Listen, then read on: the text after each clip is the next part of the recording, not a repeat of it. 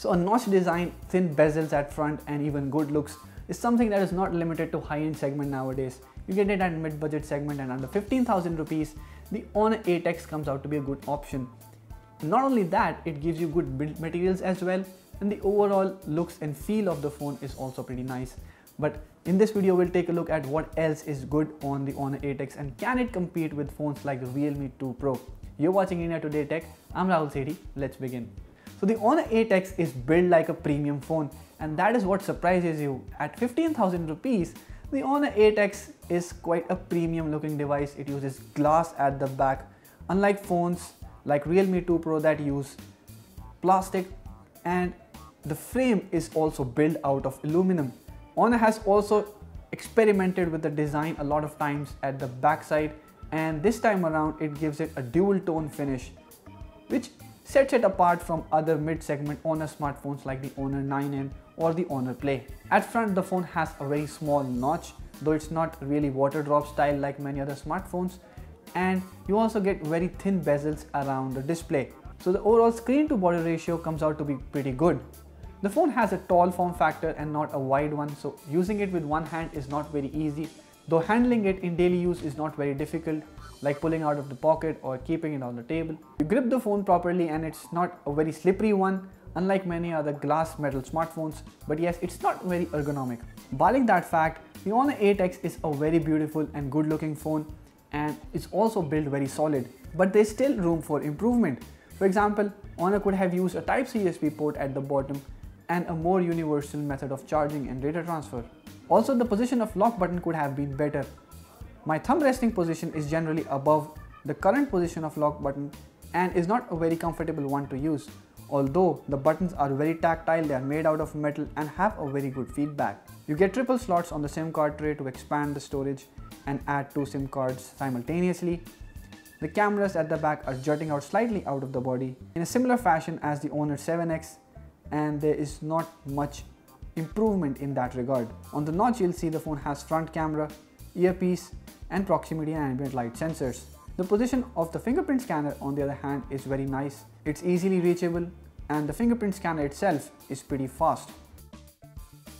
Now if we talk about the display, I've said this in my unboxing video as well, that the display on Honor 8X is not very impressive. Not because it's not bright, but because the colors are very oversaturated on it. Honor displays usually have good color accuracy, and they also have good brightness levels as well. The 8X has an IPS panel with 6.4 inch size.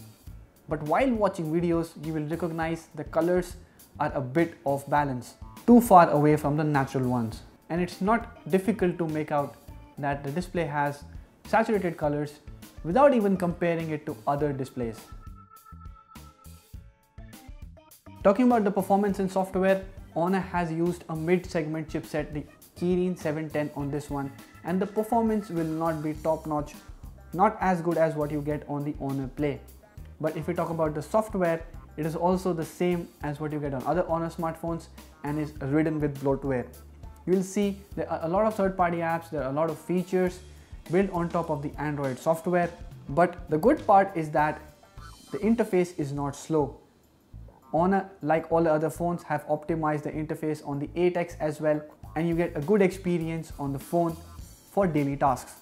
Like app opening is very fast, and multitasking or switching between apps is also very smooth, and unless you are using very heavy apps or a lot of apps are running in the background, the interface will show no stutters or lags. Gaming is not really a forte of the Honor 8X. You would be able to play mid-segment games like Subway Surfers or Asphalt 9 in medium settings, or even PUBG in medium settings. But if you're looking to play graphic intensive games, and that too in their highest graphic settings, the Honor 8X could disappoint you. But what disappointed us more than the gaming part is the cameras on the Honor 8X. I mean, the Honor 7X and the previous generation phones were also known for their cameras.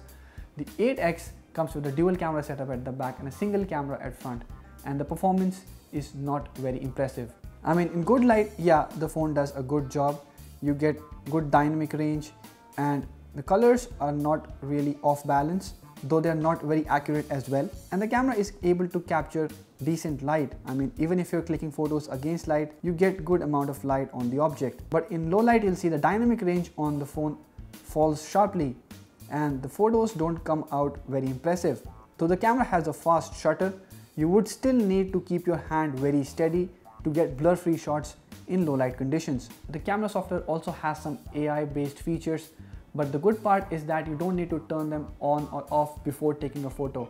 After taking a photo, you can toggle the AI and choose which photo to keep. AI is not always helpful in taking photos. I mean, it ruins photos sometimes, and it really does a good job other times. So you get an option to choose a non-AI and an AI photo after you've taken a shot.